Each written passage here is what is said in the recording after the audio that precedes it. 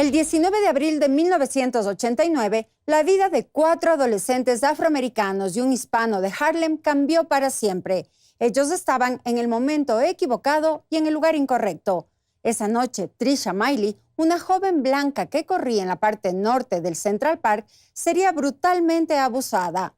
Este es el inicio de una historia llena de injusticias, racismo y con un final inesperado. Era una época difícil en Nueva York. El crimen asolaba la ciudad y las tasas de homicidios y asaltos crecían incesantemente. Lo ocurrido con Trisha Miley fue la gota que derramó el vaso. A última hora de la tarde de aquel 19 de abril de 1989, un grupo de 30 jóvenes afroamericanos recorrió el Central Park causando alboroto. Algunos de ellos empujaron y golpearon a personas que pasaban por el lugar. Otros simplemente se habían unido sin participar en los desmanes. Horas más tarde, una mujer blanca de 28 años que corría por el parque apareció inconsciente y abusada. El alcalde de la Gran Manzana calificó al suceso como el crimen del siglo y los neoyorquinos pedían justicia. Linda Fairstein, la fiscal a cargo de la investigación, presionada por la gente, asumió que aquellos muchachos de los disturbios eran los responsables de la violación. El día de los incidentes, la policía detuvo a unos 15 jóvenes.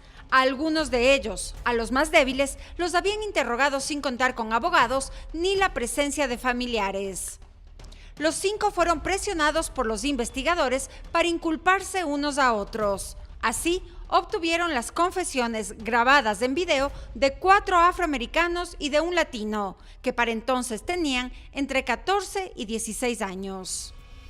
Desde el inicio, la prensa reveló sus nombres sin escrúpulos, no así con la víctima, quien permanecería en el anonimato hasta que saliera del coma. Los acusados fueron Kevin Richardson, Raymond Santana, Andrew McCray, Yasef Salam y Corey Weiss. Weiss nunca estuvo en el parque, llegó a la estación para acompañar a su amigo Yasef Salam y terminó detenido. Hasta ese momento, y a excepción de estos 2 últimos, los otros jóvenes no se conocían entre ellos y ninguno de los acusados tenía antecedentes criminales. La fiscalía nunca presentó pruebas concretas, se basó solo en sus confesiones, ocultó evidencias y así los declararon culpables. Un año después, en el juicio, los adolescentes denunciaron que fueron forzados a mentir, pero nadie les creyó.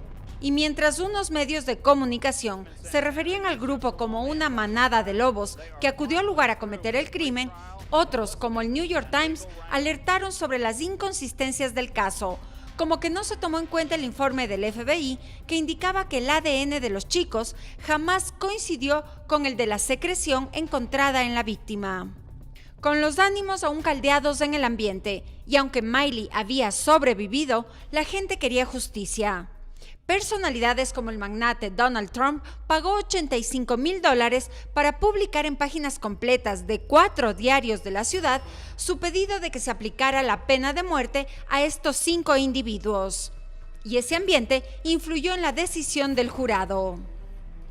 Salam, McCray, Santana y Richardson, por ser menores de edad, fueron condenados a 10 años de prisión. Weiss fue juzgado como adulto, recibió 15 años y terminó en una cárcel común. Pero lo que parecía una historia de terror pronto se convertiría en uno de los casos policiales más mediáticos de finales de la década de 1980 y especialmente en una de las más grandes injusticias de la historia estadounidense. Llegó el 2002, año en el que increíblemente apareció en escena un asesino y violador en serie llamado Matías Reyes, quien cumplía cadena perpetua y se había cruzado un par de veces con Corey Weiss en la misma prisión. Reyes no pudo más con la culpa y confesó que él había atacado a Trisha Miley.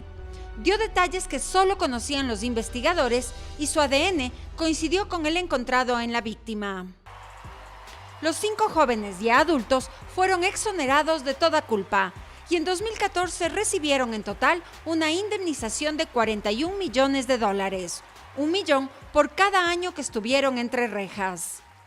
Su vida nuevamente les cambió por completo Y aunque son conscientes que el tiempo que perdieron en prisión solo por ser negros y estar en el lugar equivocado no tiene precio, saben que son un símbolo del racismo y de la injusticia de la sociedad y del sistema judicial norteamericano, y luchan para que casos así no se repitan. Después de anunciar su inocencia, Trump escribió un artículo de opinión en el New York Daily News, calificando la absolución como una vergüenza y afirmando que la culpabilidad del grupo aún habría que probarla. Nunca se disculpó. Pero la historia continúa hoy en día gracias a la miniserie que produjo Netflix llamada Así nos ven, basada en el relato y punto de vista de los 5 jóvenes y sus familias. Luego del estreno de la producción, que según la plataforma solo en un mes la vieron 23 millones de personas en el mundo entero, la ex fiscal convertida en novelista fue abandonada por su casa editorial. Tuvo que renunciar a su puesto en una prestigiosa universidad y cerrar sus cuentas de Twitter e Instagram tras la avalancha de críticas que ha recibido. En la actualidad, la mayoría están casados, tienen hijos y familias estables, son empresarios, activistas y dan charlas sobre su injusta situación.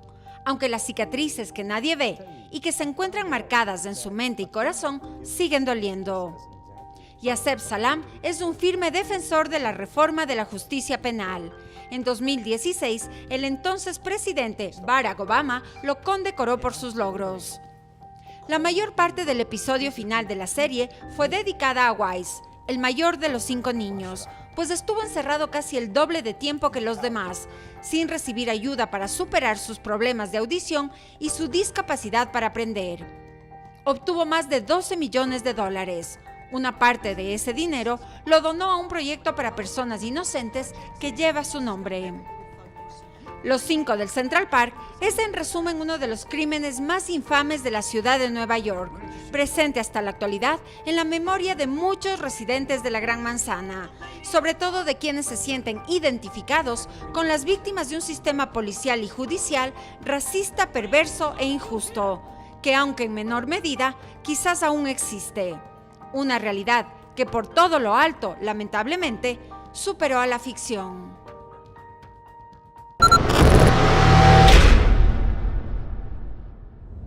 Suscríbete a nuestro canal de YouTube y forma parte de las transmisiones en vivo. Diviértete con nuestras aventuras sin límites, porque América Vive está presente más allá de la televisión.